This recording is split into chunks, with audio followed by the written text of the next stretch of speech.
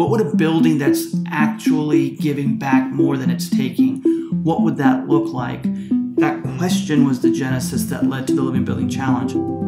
You're listening to Shaping Sustainable Places, a Skanska podcast.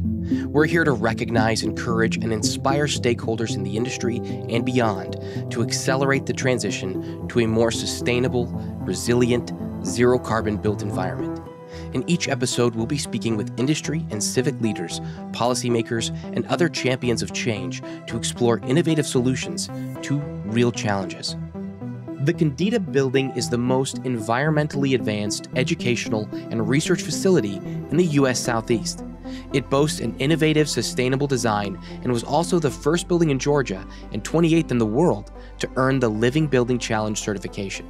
It is net positive both in energy and water consumption, and its construction phase achieved a zero carbon footprint. It was designed and built to be a healthy, inclusive, and attractive workplace for the faculty and students. Today, host Charlie Cicchetti leads us on an in-depth exploration of one of the greenest buildings in the world.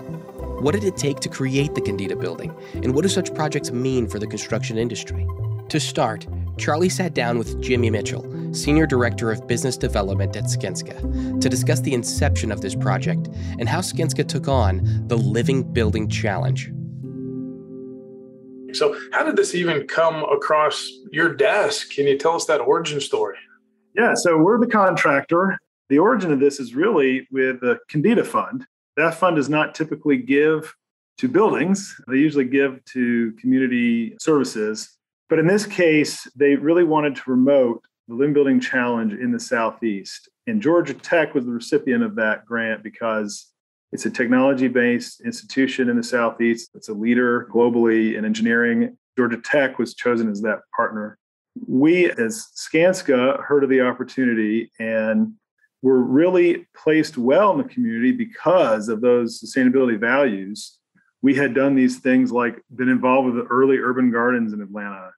And 10 or so years ago, we were a company that really helped Lifecycle Building Center, a reuse nonprofit in Atlanta, get off the ground. And other elements in sustainability where we lead in things like back in the day, maybe it was LED lights, and today maybe it's solar panels. But that leadership in that space, I think, showed really well in pursuit of the Kendeda Building. So can you just tell us high level, what are the cliff notes on the Living Building Challenge?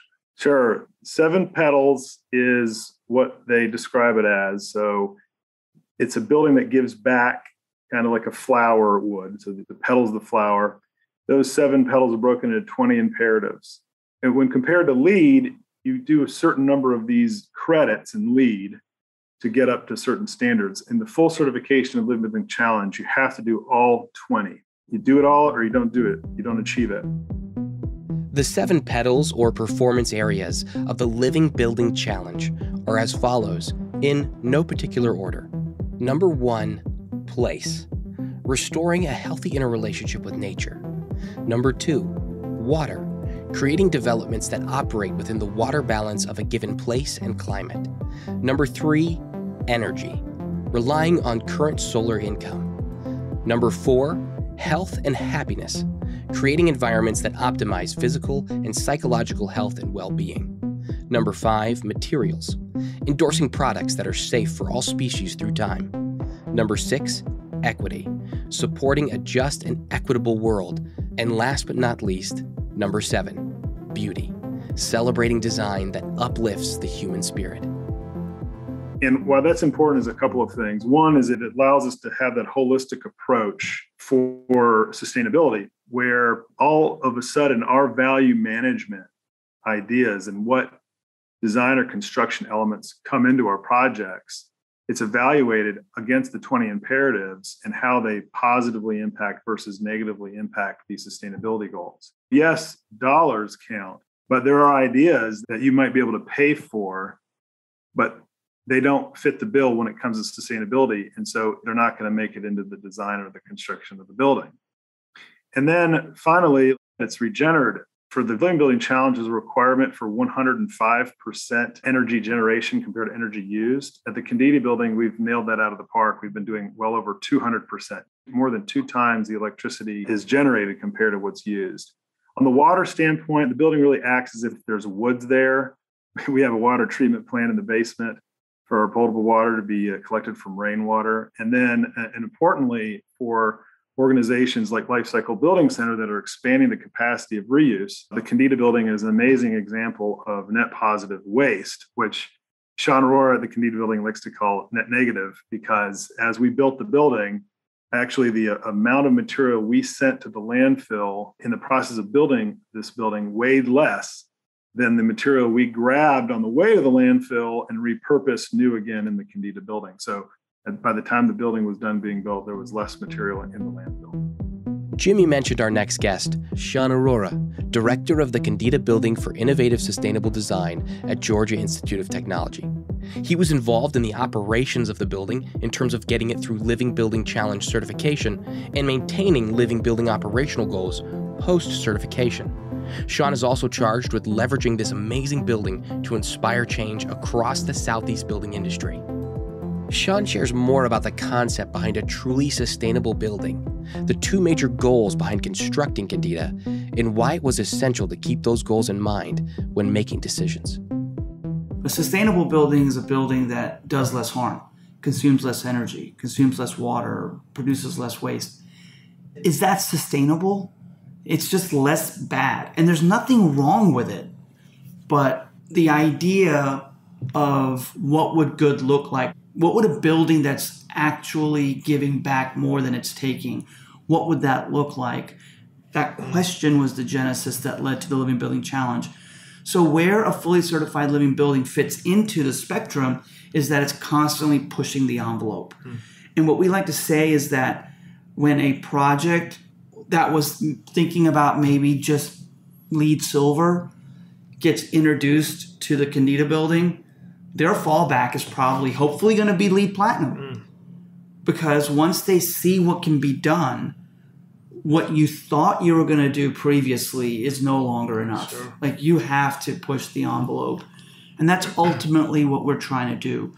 We're trying to have this one showcase building which serves as a exemplar of what can be done. And the goal is to make everything that comes after it just push the envelope as far as it can for that project. You may have noticed that both Jimmy and Shan have spoken on LEED, a green building rating system we've mentioned in previous episodes. It evaluates buildings in terms of the efficiency in which they use natural resources and their impact on the health of humans and the environment. There are different levels of LEED certification, ranging from certified to silver to gold to platinum. The Living Building Challenge includes many of the LEED standards and adds many more. So, Shan, take us back. What were some key decisions, though, that needed to be made, maybe on the design, during the construction phase, or as you took over to run this great building? I think there's two key decisions. Decision number one is that this will be a fully certified living building, non-negotiable. Gotcha. Decision number two, it will function and serve as a multidisciplinary classroom, class lab. So we know what the building is going to be for its daily use and what the building is going to be for its larger mission. Non-negotiable, absolutely non-negotiable. Then you add a dollar amount, 100% donor funded by the Kendeda Fund, $25 million, not a penny more. Every decision that was made with the question, does it further both of those non-negotiable goals? And so when we think about value engineering in a project, what I say is the end result of value engineering is what you're telling the world you value. We had value engineering during the Kendeda Building design construction process, but the decisions we were making is what is the best way to get to the mission, to the goal? To get to the mission, what are the best decisions to make? How do we value engineer the bad stuff out and keep the good stuff in? And the good stuff is going to get us to our goals of a multidisciplinary classroom class lab that is a fully certified living building. Keeping those non-negotiable goals in mind, creating a fully living building that can function as a multidisciplinary classroom, it was time to get started on actually constructing it. And that's where Skanska came in. Let's talk about some key decisions that maybe Skanska had to make. What were some of those critical decisions early that needed to be made? Can you hit on a couple? In the beginning, on the design side, there was such an opportunity to finally have this project in front of us. So we thoroughly analyzed every engineering element, design element, construction element to the point where we really got it right. And so I would actually call that a challenge, the fact that we had to really think through things. And here we were, the first time the Southeast was going to have this kind of regenerative project. And when we were looking at, say, the mechanical systems, we didn't just look at one or two different options. We looked at 5 and then whittled it down to 3 and then 2. And that's a challenge to take that time and effort to adequately analyze that. On one hand, the Kendeda Fund, I think their original kind of quest to the market was a 42,000 square foot program. We ended up landing at 47,000 square feet of program, but about 10,000 of it was outside, including this rooftop garden. And if you go to the building, it is an amazing element of the project. It really is, one of the things that makes the project special. Well, to follow through this living building challenge thing, no good deed goes unpunished. Here we are, we've created this beautiful rooftop garden that's going to save us on the project. And what that means, of course, is we can realize the rest of our program. Those savings allow us to finish the job on budget. But that walkout rooftop garden actually removed 5,000 or 6,000 square foot of water collection area because it became an occupied roof. And we were collecting potable water. The source of it was on the unoccupied roof. So now from a water engineering standpoint, we have a water collection problem for the living building challenge. So what are we going to do about it? Well, then we took a depth look at the solar panels, and the solar panels had a unique structure above the roof and offset to the west, in particular to address some of the concerns of the solar heat gain from the west. There was easily 6,000 square feet of solar panels overhanging the hardscape. And so we innovated and we worked with our subcontractor team at Hanna Solar and came up with a great solution where we had a 5 solar panel array at a tilt, of course, to point towards the south, towards the sun. And we installed one row of the array and caulked the gaps between, then installed the second row and caulked all the way until we were done with the full array. And then those solar panels became a water collection device. We added a gutter at the bottom, the drip edge of the solar panels, and we guttered it back to the unoccupied high roof. And there we had an additional 6,000 square feet of collection as a result of this perfect walkout garden. So anyways, those are the types of that's like one of the 2,000 stories. Let's talk about materials, right? Some would say one of the hardest things for a living building is you can't use this material list, the hazardous materials, the red list. So can you speak to that? Did it change? Maybe you wanted to use a certain supplier, but you had to go find someone else. Can you speak to that? Yeah, you talk about Skanska's approach to the supply chain. The red list took front and center on that. But let me back up and explain what the red list is first. So there are 20 or so categories of chemicals that are known carcinogens that we will use in the construction industry. And basically, the ambition of the red list process is to get any harmful chemicals out of our construction projects and products. A great example of one is PVC. So PVC, in the process of making it, has dioxin, and it's like worse than DDT. And so the top reason why we want to get PVC out of the project is because of the manufacturing of it. DDT, a synthetic insecticide developed in the 1940s, is classified as a cancerous toxin by many international authorities. So what makes the production of PVC, a type of plastic used for pipes, worse than an 80-year-old insecticide? The answer lies in the manufacturing and disposal of plastic materials like PVC. Those processes can produce dioxins, some of the most potent and persistent toxins known to humans, with no known safe limit for exposure and a strong propensity for building up in the body. This means the damage these dioxins do to the environment and people last. So the Kendeda Building does not have PVC. It does not. Now, if there's a widget here or a little thing there that has a little bit of PVC, we did the research on that product to the point where the industry did not have an alternative solution. And so then we'd had to reach out to at least 3 or 4 suppliers to confirm that. And then we would essentially buy the one that had the least amount of that material and then write an advocacy letter to the 3 or 4 manufacturers describing to them the marketing opportunity they have to change to a different material that's better. So what advice would you have to another contractor that maybe has a living building project or a very advanced project? Any advice for them? I would say the right way to approach it is learning a lot on accomplishing these goals. And it's going to be hard for some of that to be billable hours for the first one. For example, like I said on the red list, I would say the red list is really the one thing that is a time add. Every product you have to research is time you have to research to get it right. And to some extent, you end up making the investment and having folks who can get that right. If you can jump in and be a part of a team that commits to these goals, then go for it and learn as we improve the industry. Jimmy shares much from a design and construction perspective, but what about how the building actually functions on a day-to-day basis? For that, we go back to Shan, who runs the Kendeda Building. He's all about doing things differently with a focus on sustainability, but he also touches on the importance of having someone with an operational perspective on the design team. He speaks about what he would do differently if given the chance. And he talks about how beneficial having the Kendeda Building is for the campus and faculty and students as a whole. It's very important to have someone with an operational perspective in the design team. Sure. There are some things that were done here in this building that from an operational perspective, we might have done differently.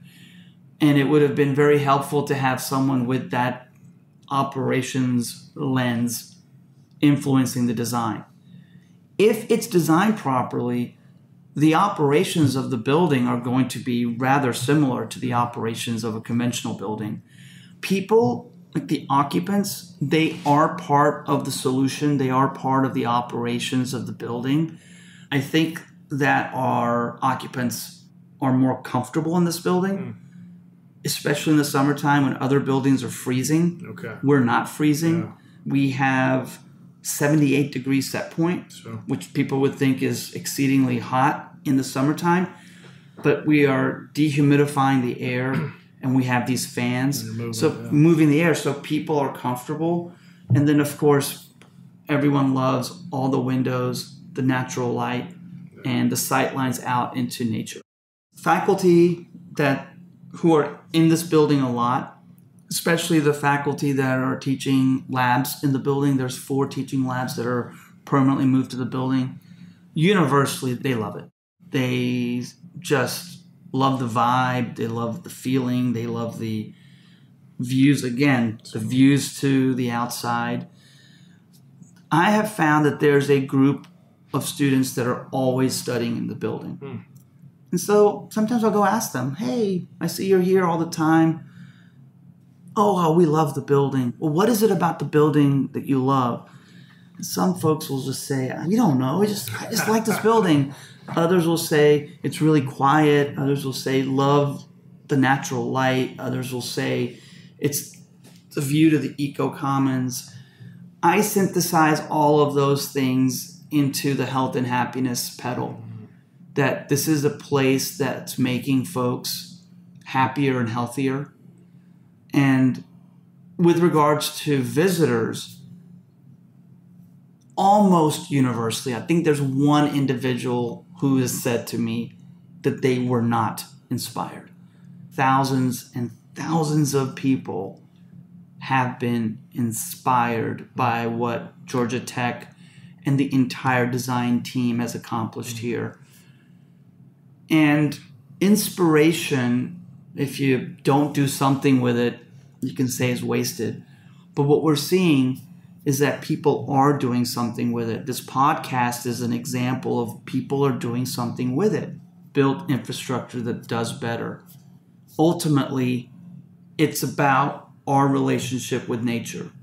Are we going to create spaces that are a part of nature? Or are we going to continue to make spaces that are apart from nature? And that's what this building did. It figured out where it is in nature, and it is a part of that ecosystem. It's functioning within that ecosystem. And it's doing every single thing that we need it to do from an operational perspective. There's been zero corners cut. There's been zero compromise insofar as what this building's core functions are. But it's functioning with nature. It's not battling nature. Shan makes such a good point about built infrastructure. It needs to work with nature, not against it. So to wrap up our exploration of Kendeda, Charlie decided to visit Georgia Tech campus to walk the grounds and see what those actually using the facilities had to say. Today I was able to talk to some students here at Georgia Tech, some that have classes at the Kendeda Building and some that don't. I'm doing like a media studies master's, yeah. Environmental engineering. I study math. I don't know if this is one of the greenest buildings in the world, actually. I heard some stuff about the garden and also the rooftop. I love the Eco Commons area outside. I like the look of the wood a lot. The natural elements, Natural elements. It calms me. I also like the bathrooms. Yeah. I know that's a point that people talk about a lot. When an environmental engineering student makes a point to mention how nice the restrooms are, that's something worth noting. The Kendeda Building is made with people in mind, a living building indeed. There's a sense of calm and ease from each student Charlie talks with. This is a space for them to get fresh air and natural light, to learn and appreciate what a climate-conscious built environment can truly provide.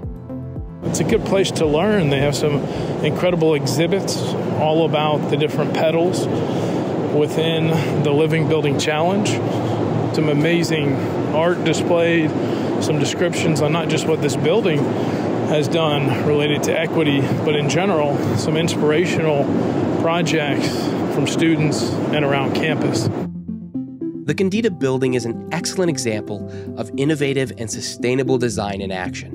Not only did it earn the Living Building Challenge certification, it serves as inspiration for other built environments and continues to make a positive impact on both the planet and the students and faculty who use it. The building gives back to the environment instead of fighting it, which should be the goal of all built construction as the world moves towards sustainability. We hope you enjoyed today's episode, and we'd like to give a special thank you to our guests, Jimmy Mitchell, Shan Arora, and the Georgia Tech students for sharing their insight and time with us. To learn more, you can find links on the Kendeda Building, the Living Building Challenge, and any resources mentioned in today's show notes. If you're enjoying our show, be sure to subscribe and leave us a 5-star review. And be back every episode as we continue to explore shaping sustainable places.